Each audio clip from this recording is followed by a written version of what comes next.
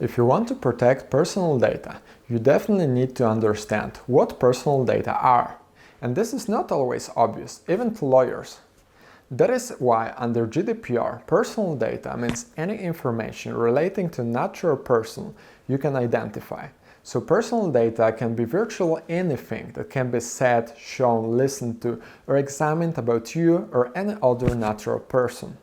To trigger GDPR applicability, such information should be identifiable, meaning that within a given context it is possible to attribute them to a specific person.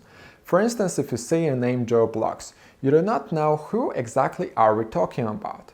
To assess if information is identifiable, take into account all the means reasonably likely to be used to identify the natural person.